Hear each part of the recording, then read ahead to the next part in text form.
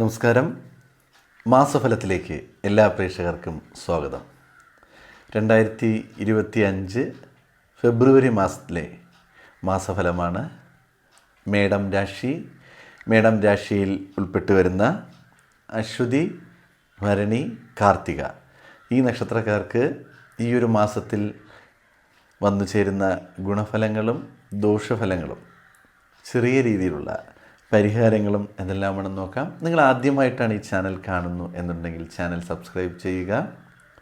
ജ്യോതിഷ സംബന്ധമായ സംശയങ്ങൾക്ക് സ്ക്രീനിൽ കാണുന്ന വാട്സാപ്പ് നമ്പറിലേക്ക് മെസ്സേജ് അയയ്ക്കുക.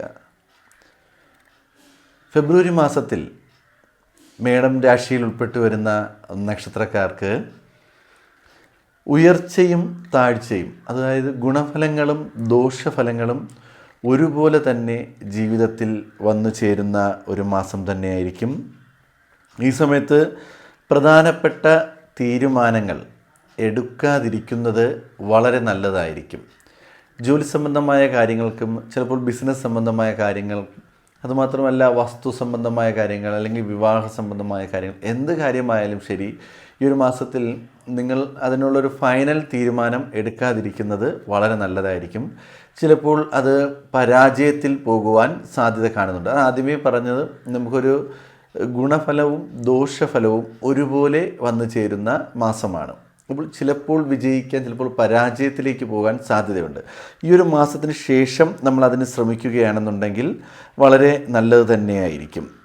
അപ്പോൾ പ്രധാനപ്പെട്ട തീരുമാനങ്ങൾ എടുക്കുന്നതും ഈ ഒരു മാസം കഴിഞ്ഞതിന് ശേഷം നമുക്ക് നല്ലൊരു സമയം വരുന്നുണ്ട്. ആ സമയത്ത് എടുക്കുന്നത് വളരെ നല്ലത് തന്നെയായിരിക്കും.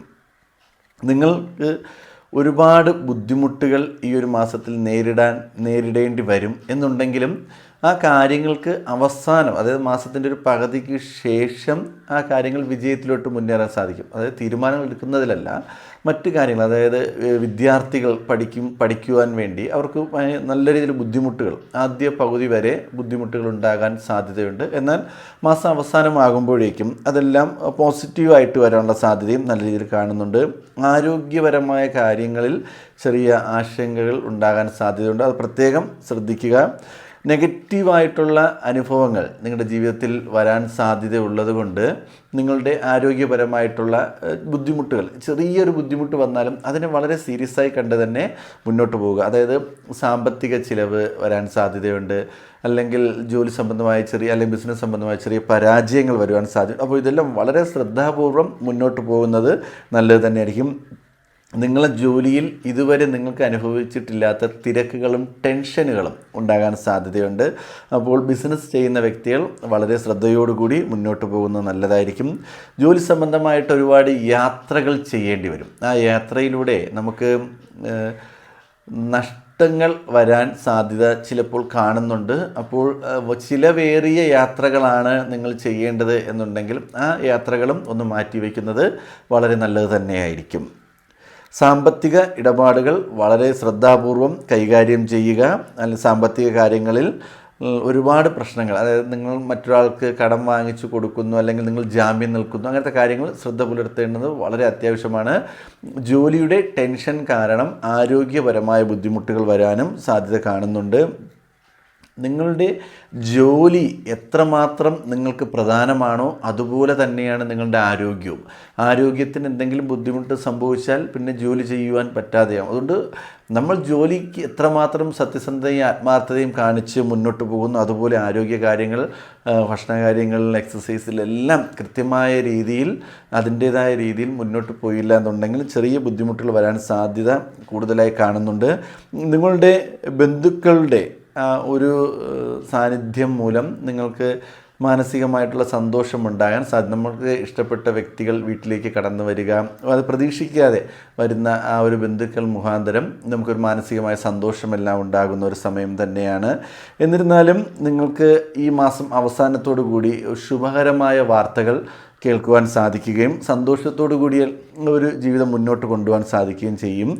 നിങ്ങളുടെ ജീവിതത്തിൽ അത് നിങ്ങൾ ആചരിച്ചു പോകുന്ന പരമ്പരാഗതമായി ആചരിച്ചു പോകുന്ന ആചാരങ്ങൾ അത് എന്ത് തന്നെ ആയാലും അത് പിന്തുടർന്ന് മുന്നോട്ട് പോകുക. അതായത് ഭക്ഷണ കാര്യങ്ങൾ നമ്മൾ ഒരു രീതിയിൽ പണ്ട് മുതലേ ചെയ്തു വരുന്ന രീതി എങ്ങനെയാണോ അത് അതുപോലെ തന്നെ മുന്നോട്ട് കൊണ്ടുപോകുക. പുതുതായിട്ടുള്ള മാറ്റങ്ങൾ കൊണ്ടുവരാതിരിക്കുന്നത് നല്ലതായിരിക്കും. അങ്ങനെ കൊണ്ടുവരുന്നത് ആരോഗ്യപരമായിട്ട് പ്രശ്നമുണ്ടാകും, ജീവിത രീതിയിൽ മാറ്റമുണ്ടാകും. അങ്ങനെ ഒരുപാട് നെഗറ്റീവായ അനുഭവങ്ങൾ വരുവാൻ സാധ്യതയുണ്ട്.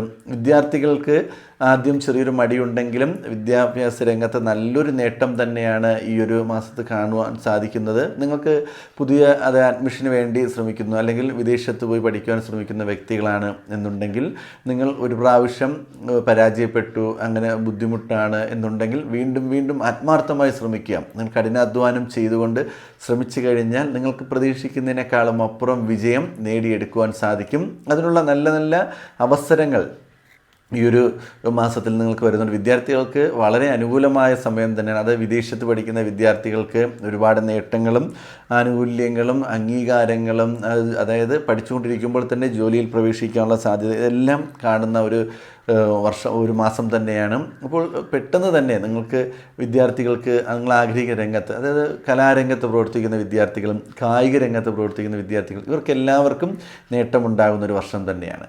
നിങ്ങൾക്ക് ഈ ഒരു മാസത്തിൽ ചെറിയ ചെറിയ നെഗറ്റീവ് അത് ബിസിനസ് ചെയ്യുന്ന വ്യക്തികൾക്ക് അല്ലെങ്കിൽ ഈ പ്രൈവറ്റ് മേഖലയിൽ ജോലി ചെയ്യുന്ന വ്യക്തികൾക്കെല്ലാം ഇതിലെല്ലാം ചെറിയ ബുദ്ധിമുട്ടുകൾ വരുന്നു എന്നുണ്ടെങ്കിൽ ശിവക്ഷേത്രത്തിൽ ദർശനം ചെയ്യുന്നത് വളരെ നല്ലതായിരിക്കും. ശിവഭഗവാനെ പ്രാർത്ഥിക്കുക, ഭഗവാന്റെ സഹസ്രനാമം ജപിക്കുക, അല്ലെങ്കിൽ ക്ഷേത്ര ദർശനം നടത്തുന്ന സമയത്ത് ഇവിടെ അഷ്ടോത്തരമെല്ലാം എഴുതി വെച്ചിരിക്കുക, അഷ്ടോത്തര മന്ത്രങ്ങൾ ജപിക്കുക. ഒന്നിനും കഴിഞ്ഞില്ല എന്നുണ്ടെങ്കിൽ ഭഗവാന്റെ നാമം ഓം നമഃ ശിവായ എല്ലാം ജപിച്ച് മുന്നോട്ട് പോകുന്നത് വളരെ നല്ലതായിരിക്കും. കഴിയുമെങ്കിൽ തിങ്കളാഴ്ച ദിവസങ്ങളിൽ ക്ഷേത്ര ദർശനം നടത്തുകയും നമ്മളാൽ കഴിയുന്ന രീതിയിലുള്ള പുഷ്പാഞ്ജലിയോ അല്ലെങ്കിൽ വഴിപാടുകളോ നടത്തി മുന്നോട്ട് പോയി കഴിഞ്ഞാൽ ഈ ഒരു മാസത്തിൽ ദോഷങ്ങളൊന്നുമില്ലാതെ സന്തോഷകരമായ രീതിയിൽ ശുഭവാർത്തകളോടുകൂടി ജീവിതം മുന്നോട്ട് കൊണ്ടുപോകാൻ സാധിക്കും.